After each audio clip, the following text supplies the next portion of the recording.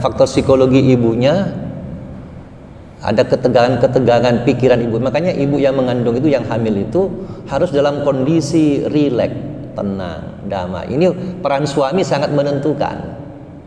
Jadi bagaimana membuat istri itu menjadi tenang, rileks, sehingga itu berpengaruh secara fisik dan mental juga kepada sang bayi.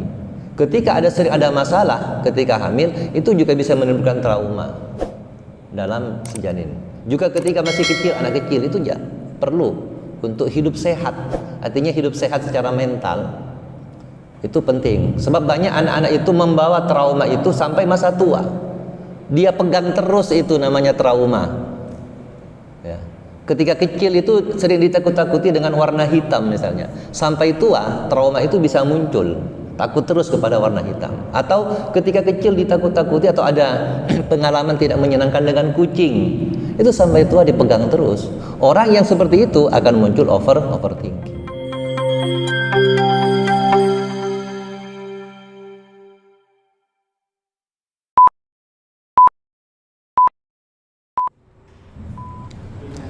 Assalamualaikum warahmatullahi wabarakatuh.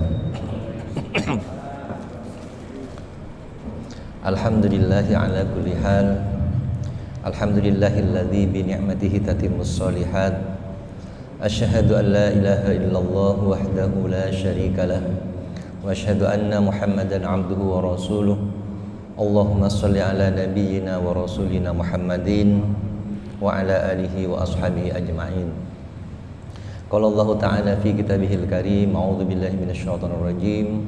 Subhanaka la ilma lana illa ma 'allamtana innaka antal alimul hakim. Rabbis shrah li sadri wa yassir li amri wahlul 'uqdatam min lisani yafqahu qawli. Hadirin para jamaah salat subuh rahimakumullah. Alhamdulillah, kembali kita bersyukur kepada Allah Subhanahu wa taala di pagi hari ini. Kita masih diberi kesempatan oleh Allah Subhanahu wa taala untuk senantiasa melaksanakan sholat subuh berjamaah yang sudah menjadi kebiasaan kita, kebiasaan yang baik, yang mudah-mudahan Allah memberikan keistiqomahan pada kita sekalian dengan dasar ketakwaan, sehingga kita akan menjadi hamba yang husnul khotimah, sebagaimana doa yang sering kita ucapkan, Allahumma inna nas'aluka taqwa wal istiqomah wa husnul khotimah. Kita ingin ketakwaan, keistiqomahan dan husnul khotimah. Salawat dan salam semoga tetap tercurah kepada Rasulullah Muhammad sallallahu alaihi wasallam beserta keluarga, para sahabat dan seluruh pengikutnya. Mudah-mudahan kita senantiasa bisa menegakkan sunnah-sunnahnya. Amin ya rabbal alamin. Hadirin, pada kesempatan ini topik kita adalah overthinking, berpikir yang berlebih akibat dari overload, terlalu banyak yang kita pikirkan sehingga bisa berbahaya dalam kehidupan kita. Kalau kita perhatikan, Allah Subhanahu wa taala menjadikan kita manusia yang berakal. Nah, berakal disitulah kemudian kita punya potensi untuk berpikir. Maka salah satu yang membedakan manusia dengan hewan yang membedakan manusia dengan hewan adalah masalah berpikir. Kalau hewan itu punya naluri, punya insting, tapi instingnya bersifat statis. Artinya dia sepertinya berpikir hewan juga, tapi statis. Tapi kalau manusia itu dinamis curiosity. Artinya berkecenderungannya itu, fitrahnya itu dengan berakal, berpikir, sehingga menimbulkan pemikiran-pemikiran yang bisa menjadikan manusia sebagai khalifatullah fil ardi, bisa mengembangkan, bisa berkarya, bisa berinovasi, itu karena berpikir. Banyak ayat dalam Al-Quran yang menjelaskan perintah untuk berpikir. Afala tatafakkarun, afala ta'qilun.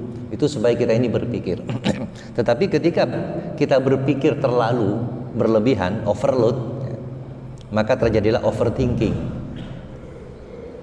Overthinking ini merupakan aktivitas memikirkan atau mempertimbangkan sesuatu secara berlebihan atau berulang-ulang. Jadi bisa berlebihan, bisa juga berulang-ulang terus, dipikir terus, sehingga akan menimbulkan over, berlebihan. Kalau kita perhatikan, sesuatu yang kurang itu tidak baik, sesuatu yang berlebihan juga tidak baik.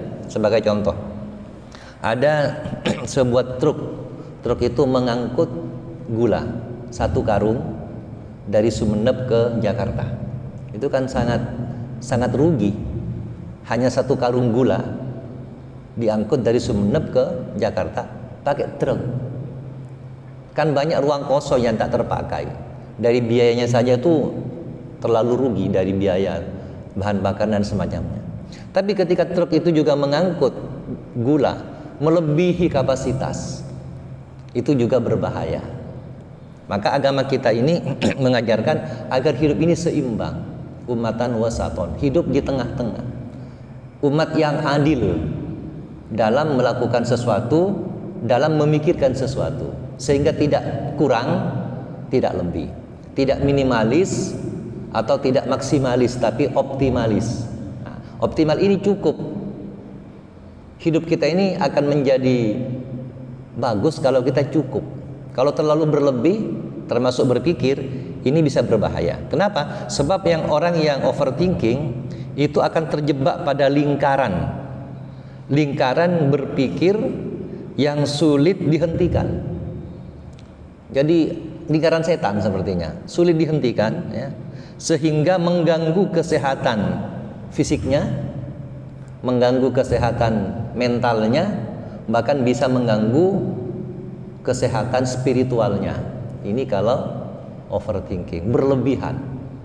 Bahkan orang yang overthinking ini, sebagai contoh, sulit bergerak, sulit percaya pada orang, akan muncul banyak masalah karena dia senantiasa menyalahkan orang lain. Nah, salah satu risiko orang pintar, salah satunya, kalau orang pintar ini tidak dibimbing dengan wahyu, maka dia akan overthinking. Fir'aun itu orang pintar, tapi karena tidak dibimbing oleh wahyu, akhirnya dia overthinking dalam menganggap dirinya orang yang hebat. Qarun itu orang pintar, sehingga bisa membuat emas, tapi karena tidak dibimbing wahyu, maka muncul overthinking. Hadirin rahimakumullah, ada beberapa penyebab mengapa orang itu bisa overthinking. Yang pertama adalah kekhawatiran dan kecemasan. Ini juga kalau berlebih, khawatir dan cemas itu penting sebagai bentuk waspada. Tapi kalau berlebih bisa menjadi penyakit mental. Ya, sebagaimana saya sering sampaikan, ada namanya penyakit kecemasan, ya, anxiety disorder, berlebih, cemasnya berlebih. Ada orang yang takut ketinggian, kan ada Pak? Ada ceritanya dari Ustadz Ari Ginanjar kalau salah, ada seorang pimpinan perusahaan pesawat terbang, tapi takut naik pesawat terbang. Kenapa? Kan pikirannya over. Nanti kalau saya naik pesawat terbang, bagaimana kalau mesinnya mati di atas? Bagaimana itu? Over. Sehingga dia tidak bisa bergerak. Overthinking. Ini yang pertama. Jadi kekhawatiran dan kecemasan yang berlebihan. Makanya doanya, Allahumma inni a'udzubika minal hammi wal hazan. Ya Allah, aku berlindung kepadamu dari cemas yang berlebihan dan kesedihan. Sudah sering kita bahas, cemas itu memikirkan sesuatu yang belum terjadi secara berlebihan, sehingga tidak bisa bergerak, khawatir terus. Cemas ini dengan khawatir sama. Kalau sedih itu memikirkan sesuatu yang sudah terjadi, tidak menerima apa yang terjadi. Itu juga bisa menimbulkan overthinking. Yang kedua adalah trauma. Trauma itu adalah pengalaman-pengalaman buruk di masa lalu. Baik trauma, bisa jadi trauma ini muncul ketika di dalam kandungan. Ketika ada seorang janin dalam kandungan, itu bisa muncul trauma. Karena faktor psikologi ibunya, ada ketegangan pikiran ibu. Makanya ibu yang mengandung itu, yang hamil itu harus dalam kondisi rileks, tenang, damai. Ini peran suami sangat menentukan. Jadi bagaimana membuat istri itu menjadi tenang, rileks, sehingga itu berpengaruh secara fisik dan mental juga kepada sang bayi. Ketika sering ada masalah ketika hamil, itu juga bisa menimbulkan trauma dalam si janin. Juga ketika masih kecil, anak kecil itu ya perlu untuk hidup sehat. Artinya hidup sehat secara mental itu penting. Sebab banyak anak-anak itu membawa trauma itu sampai masa tua. Dia pegang terus itu namanya trauma. Ya. Ketika kecil itu sering ditakut-takuti dengan warna hitam misalnya. Sampai tua trauma itu bisa muncul. Takut terus kepada warna hitam. Atau ketika kecil ditakut-takuti atau ada pengalaman tidak menyenangkan dengan kucing. Itu sampai tua dipegang terus. Orang yang seperti itu akan muncul overthinking. Sangat berbahaya, perlu diterapi, ya, disadari. Bahkan bisa jadi suatu ketika perlu ke psikolog untuk bisa mengobati trauma-trauma masa lalu tersebut. Maka kalau tidak akan menimbulkan overthinking. Itu yang kedua. Yang ketiga, penyebabnya adalah perfeksionis. Perfect itu adalah orang yang memiliki standar sangat tinggi untuk sesuatu, perfect. Contoh misalnya ya, baju. Pokoknya kalau nggak baju seperti ini, dia tidak bisa keluar dari rumah. Ada standarnya, baju itu harus begini. Terlalu perfect, terlalu standar tinggi. Ini sangat berbahaya. Misalnya seorang ayahnya atau ibunya itu punya standar sangat tinggi kepada anaknya, ini sangat bahaya. Anak itu tidak akan menjadi dirinya sendiri. Anak itu akan terpaksa memenuhi perfectnya orang tua. Nah, karena orang tuanya pintar atau sukses, misalnya kamu harus nanti begini. Padahal tidak sesuai dengan kapasitas anak atau tidak sesuai dengan minat anak, ini sangat berbahaya. Misalnya bapaknya itu jenderal, kamu juga harus jadi jenderal. Padahal bakat anak berbeda-beda. Maka orang tua ini harus memahami ini. Bukan hanya kepintaran yang diperlukan, tapi bagaimana merasakan kondisi anak, sehingga anak itu bisa menjadi diri sendiri. Berilah kepercayaan pada anak, kepada siapapun kepercayaan itu, karena tiap orang punya potensi sendiri, punya kelebihan sendiri. Maka orang tua, guru itu perlu menggali potensi ini, kemudian mengarahkannya sesuai dengan bakat dan minatnya, bukan memaksakan. Orang yang memaksakan itu salah satu ciri-ciri orang yang overthinking. Jadi perfeksionisme. Terutama, mohon maaf, yang banyak terjadi perfect ini para wanita. Ya, walaupun tidak semuanya. Kenapa? Wanita itu bisa berpikir bermacam-macam dalam satu waktu, karena memang karakter otaknya berbeda dengan laki-laki. Perempuan itu bisa bersama-sama melakukan 4 atau 5 pekerjaan mungkin. Tapi di situ muncul overthinking. Apalagi pagi-pagi ibu-ibu pekerja, terutama ibu pekerja, bapak-bapak harus menyadari.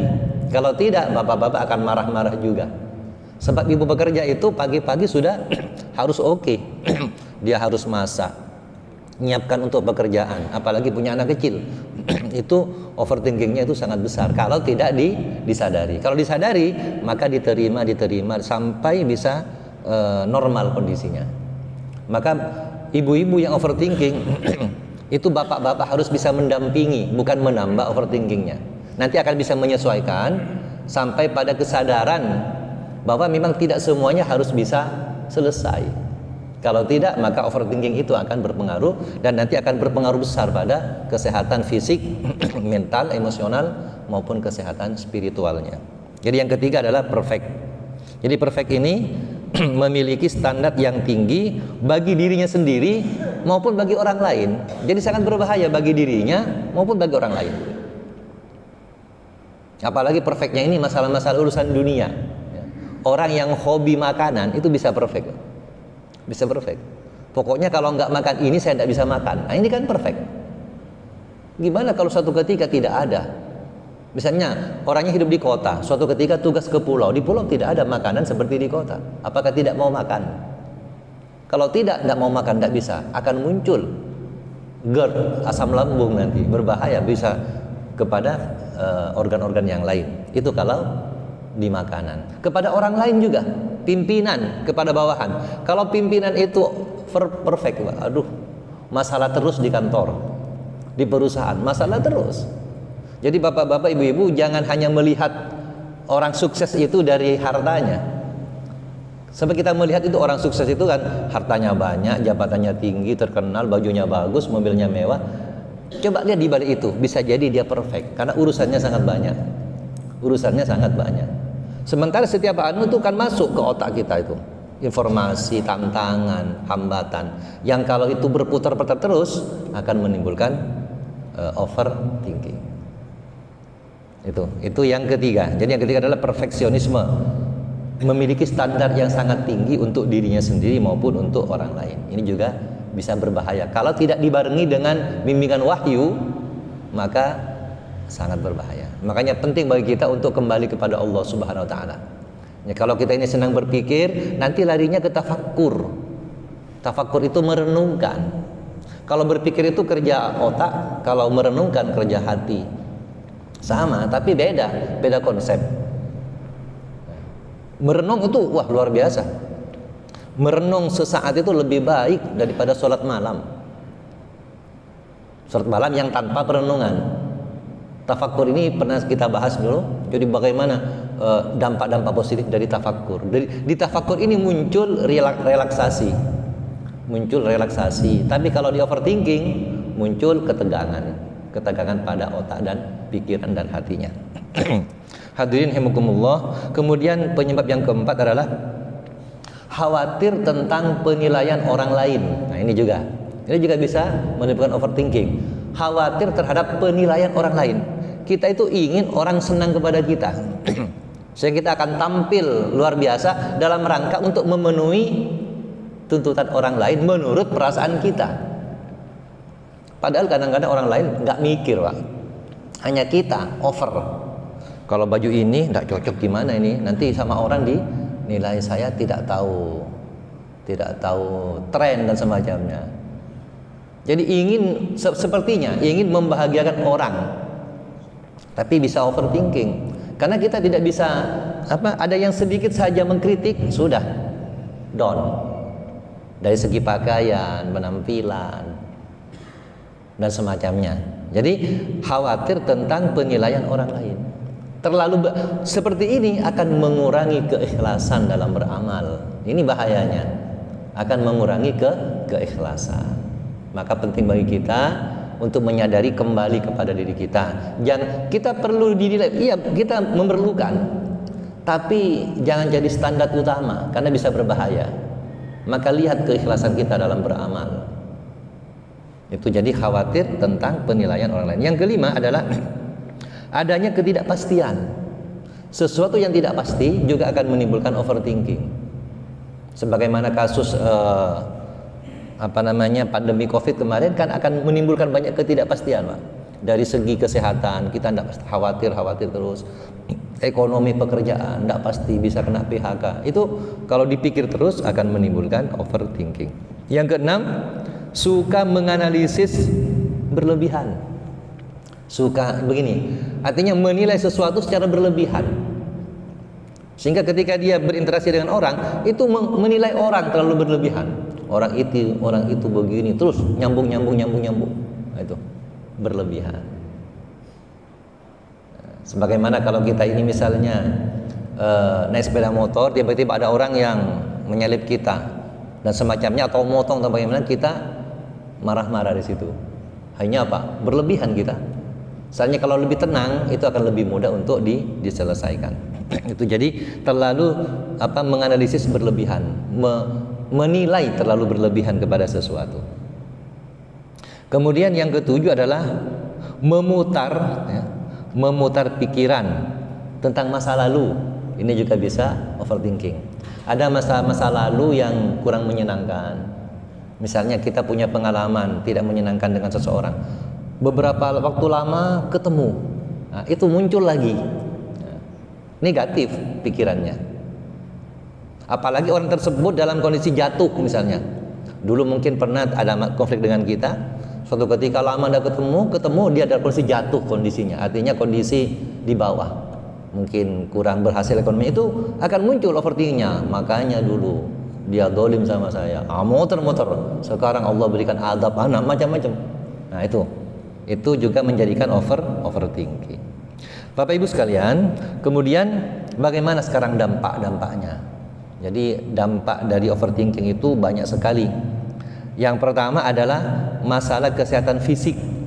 Jadi orang sering overthinking itu akan terganggu kesehatan fisiknya. Ini psikiater nanti bisa menjelaskan psikolog juga, Pak dokter juga bisa ini. Di antaranya misalnya gangguan tidur. Orang overthinking itu sulit tidur, karena terbawa pikirannya ketika tidur, tidak bisa tenang dia, tidak bisa melepaskan. Makanya melepaskan itu penting. Melepaskan sesuatu yang tidak menjadi beban pikiran kita. Semuanya diangkutkan berat. Ya, makanya ada istilah begini, berhentilah memikirkan dunia. Kita penting berpikir global. Tapi kalau semuanya dipikir sampai mengganggu kehidupan kita, itu juga overthinking. Akan muncul gangguan tidur. Orang kalau tidurnya terganggu, Pak, tidak berkualitas, ini juga akan berpengaruh pada kesehatan emosinya nanti. Kesehatan spiritualnya bisa terganggu. Makanya bahkan saya pernah menyampaikan ada dokter khusus spesialis tentang tidur sekarang di kota besar tentunya ya. Di sini belum ada. Dokter spesialis tentang tidur. Bayangkan, tidur saja ada dokter spesialisnya, apalagi terjaga. Dari pentingnya menjaga kualitas tidur. Tidur itu kalau orang-orang usia-usia 30, 40 ke 50 itu memang agak kurang tidurnya karena terlalu banyaknya pekerjaan. Usia 40 terutama. Itu ke segala sisi sibuk. Tapi bagaimana bisa menjadikan tidurnya walaupun tidak banyak, mungkin tidurnya 5 jam atau 4 jam sehari semalam, tapi bagaimana tidur itu bisa berkualitas. Seorang pengusaha besar, usaha-usahanya banyak sekali, usia 40-an, 50-an itu kan tidak akan tidur siang kadang-kadang, Pak. Tidak akan tidur siang. Malamnya pun mungkin jam-jam 10 baru tidur, jam 3 harus bangun 5 jam. Itu minimal berkualitas tidurnya, berkualitas. Jadi walaupun sebentar, seperti tidur sebelum duhur itu, tidur sebentar, hanya 10 menit, tapi berkualitas, betul-betul mantap tidurnya, itu bisa terjadi pertumbuhan sel baru, ya, bisa terjadi membongkar sel-sel yang rusak dengan cara sehat. Yang kedua dampaknya secara fisik adalah muncul nyeri otot kadang-kadang, nyeri otot, ngaronyo, ya, karena overthinking. Nyeri otot, kemudian juga asam lambung muncul. Jadi kalau sudah berpikir terlalu itu muncul asam lambungnya. Juga akan muncul hipertensi, ya, dari pusing, terlalu sepanang istilahnya kalau sekarang gitu ya. Ya, sedikit saja sudah berputar-putar pikirannya. Juga bisa jantung berdebar, bisa ke arah jantung nanti penyakitnya.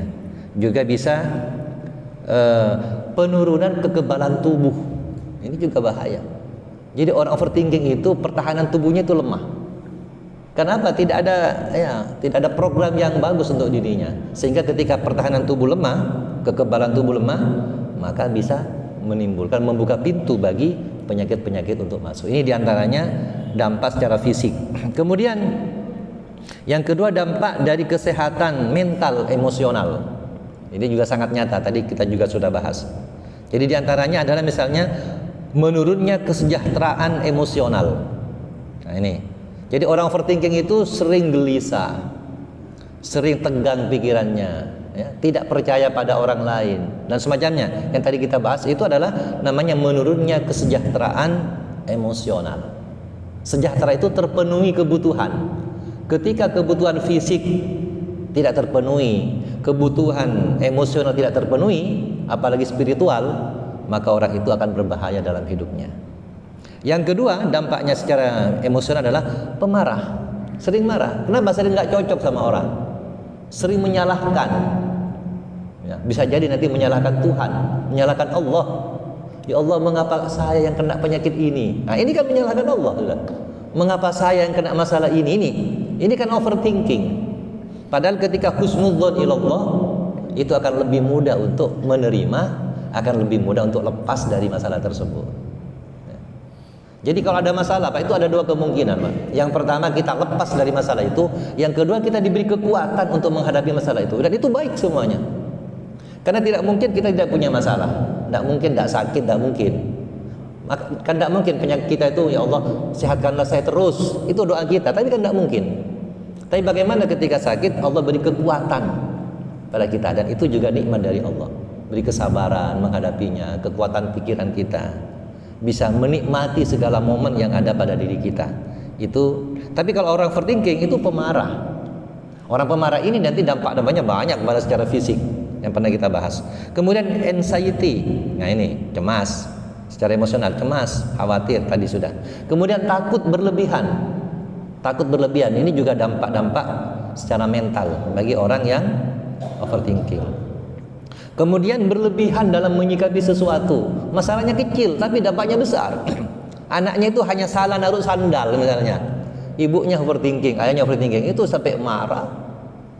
Sampai anaknya tidak mau makan misalnya, ibunya juga begitu, hanya urusan salah menempatkan sandal. Nah, jadi kalau orang tua overthinking di rumah, anak itu terpenjara. Tapi jangan sampai bebas juga, jangan. Jadi kita di tengah-tengah, Pak.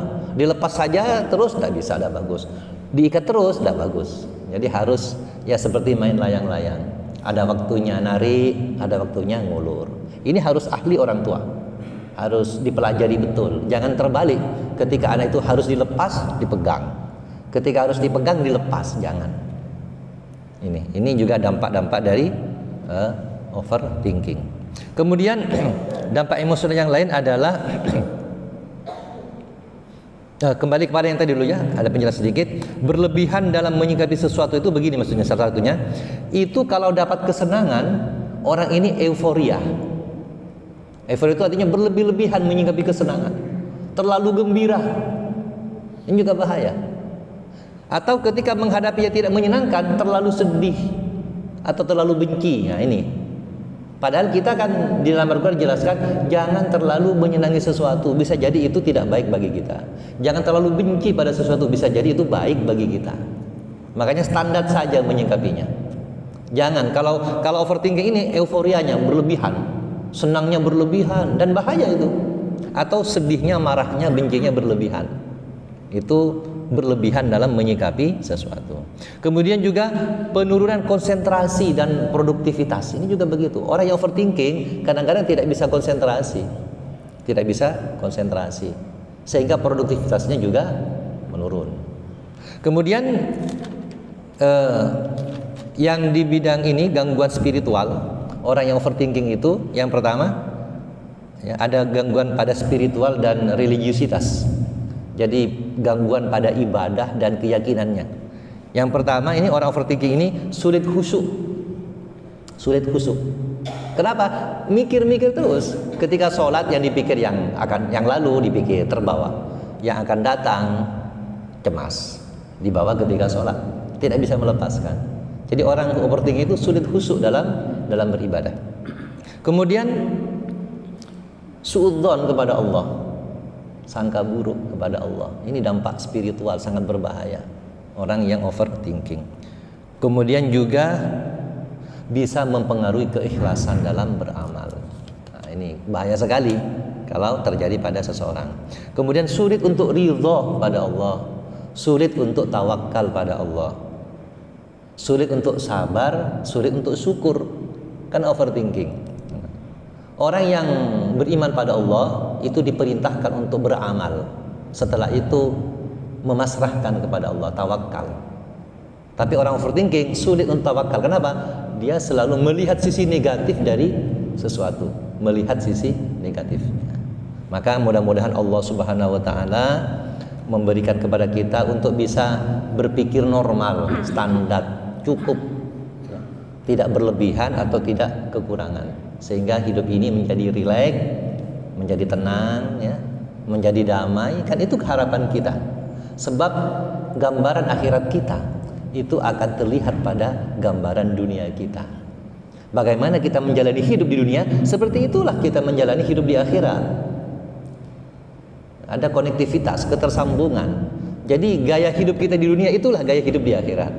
Kalau sekarang kita hidupnya normal, tenang, rileks, tapi tetap bertanggung jawab, Pak. Tetap bertanggung jawab, bukan dilepas, bertanggung jawab, tapi tidak menyandarkan sesuatu pada diri kita. Overthinking itu menyandarkan sesuatu pada dirinya, berat. Kita ini lemah. Oleh karena itu mudah-mudahan Allah memberikan kita ini berpikir yang sehat, lebih banyak bertafakkur, ya. berpikir itu dibarengi dengan berzikir kepada Allah, sehingga hidup ini menjadi tentram, bahagia, damai, dan mudah-mudahan kita selamat fid dini wad dunya wal akhirah. Demikian yang dapat saya sampaikan. Mudah-mudahan Allah Subhanahu wa taala senantiasa bersama kita, membantu kita dalam kehidupan ini. Walafu minkum, subhanakallahumma wa bihamdika, asyhadu an la ilaha illa anta, astaghfiruka wa atubu ilaik. Wassalamualaikum warahmatullahi wabarakatuh.